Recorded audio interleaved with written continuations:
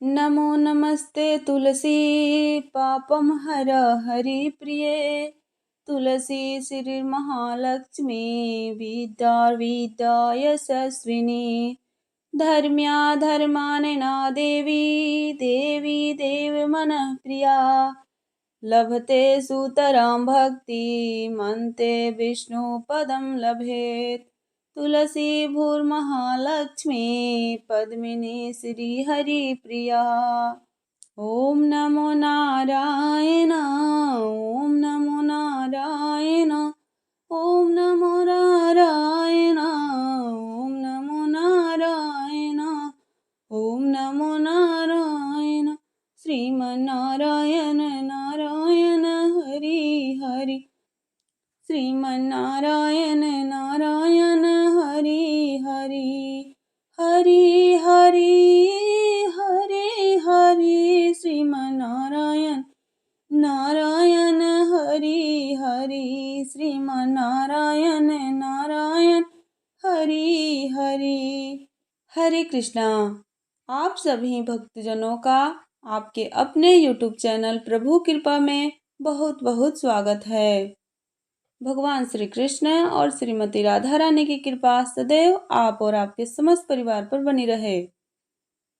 आज की कथा में आप सुनने वाले हैं कार्तिक मास महात्म्य का 13वां अध्याय। बंधुओं, कार्तिक मास में कथा श्रवण के साथ साथ थोड़े से भजन कीर्तन का भी बहुत अधिक महत्व है। इसलिए भजन कीर्तन तो अवश्य करें, और यह भजन कीर्तन यदि आप मंदिर में कर लेते हैं तो उसका तो पुण्य करोड़ों गुना प्राप्त होता है। परंतु दोस्तों, यदि आप अपने घर के मंदिर में भी करते हैं तो भी उतना ही फल मिलता है। तो आइए एक भजन भगवान का गा लेते हैं। हरे राम राम राम हरे हरे, हरे कृष्णा कृष्णा कृष्णा हरे हरे, हरे कृष्णा कृष्णा कृष्णा हरे हरे। कार्तिक मास के 13वें अध्याय में नारद जी भगवान विष्णु और जलंधर के बीच हुए युद्ध के बारे में बताते हैं। साथ ही बीच युद्ध में भगवान विष्णु जलंधर से प्रसन्न होकर वरदान भी देते हैं। भगवान विष्णु से वरदान पाकर जलंधर और अधिक शक्तिशाली हो गया। तो आइए आज की कथा में आगे का कथा हम श्रवण करते हैं। नारद जी कहते हैं कि विष्णु जी तथा जलंधर में घोर युद्ध हुआ। बाण वर्षा से आकाश मंडल ढक गया। तब विष्णु भगवान ने अपने बाणों से जालंधर की पताका, छत्र, धनुष तथा घोड़ों को काट दिया और जालंधर की छाती में एक बाण मारा। बाण से घायल जालंधर क्रुद्ध होकर गदा को हाथ में लेकर उछला और गरुड़ के मस्तक में प्रहार कर उसे पृथ्वी पर गिरा दिया। विष्णु भगवान ने मंदहास करते हुए अपनी तलवार से उसकी गदा काट दी। इस बीच में जलंधर ने विष्णु की छाती में एक दृढ़ घूंसा मारा। पश्चात महाबलशाली दोनों वीर अपने प्रहार से पृथ्वी को निनादित करते हुए बाहु युद्ध, मुष्टि प्रहार और जंघों द्वारा मल्ल युद्ध करने लगे। इस प्रकार दोनों ने सुंदर मल्ल युद्ध किया।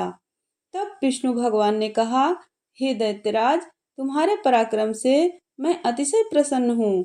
तुम अभिष्ट वर मांगो, जो देने के योग्य ना भी हो तो भी मैं तुम्हें दूंगा। जलंधर ने कहा, हे भाऊ, यदि आप मेरे ऊपर अत्यंत प्रसन्न हैं तो मुझे यह वरदान दीजिए कि आज मेरी बहन और अपने समस्त गणों के साथ आप मेरे घर में निवास कीजिए। नारद जी ने कहा, विष्णु भगवान ऐसा ही होगा, कहकर समस्त देवताओं और लक्ष्मी के साथ जलंधर की पुरी में गए। जलंधर देवताओं के स्थान पर दानवों को बैठाकर फिर पृथ्वी पर लौट आया। देवता, गंधर्व तथा सिद्धों के पास जो श्रेष्ठ रत्न थे उन सबको अपने वश में करके सागर पुत्र जलंधर आनंद पूर्वक निवास करने लगा। पाताल लोक में महापराक्रमशाली निशुंभ को बैठाकर शेषनाग आदि को भी पृथ्वी तल पर ले आया। देव, गंधर्व, सिद्ध, सर्प और राक्षस तथा मनुष्यों को अपनी प्रजा तथा अपने नगर का नागरिक बनाकर त्रैलोक पर शासन करने लगा। जालंधर देवताओं को अपने अधीन कर धर्म से पुत्रों की तरह प्रजा का पालन करने लगा। जालंधर के शासनकाल में उसके राज्य का कोई भी प्राणी रोगी, दुखी, निर्बल तथा दीन नहीं दिखाई देता था। वह धर्म पूर्वक शासन करता था। नारद जी ने कहा, इस प्रकार जब वह नियम और धर्म पूर्वक पृथ्वी पर शासन कर रहा था, उसी समय मैं भी एक बार लक्ष्मी द्वारा सेवित विष्णु भगवान के दर्शन की अभिलाषा से वहां पर गया। तो दोस्तों, ये थी आज की कथा। आगे की कथा आप कल के अध्याय में सुनिएगा। उम्मीद करती हूँ आपको कथा पसंद आई हो। तो वीडियो को लाइक कीजिएगा और चैनल को यदि अभी तक सब्सक्राइब नहीं किए हो तो सब्सक्राइब कर लीजिएगा और बेल आइकन को प्रेस करना ना भूलिएगा। तो मिलती हूँ आपसे अगले वीडियो में। तब तक के लिए राधे राधे।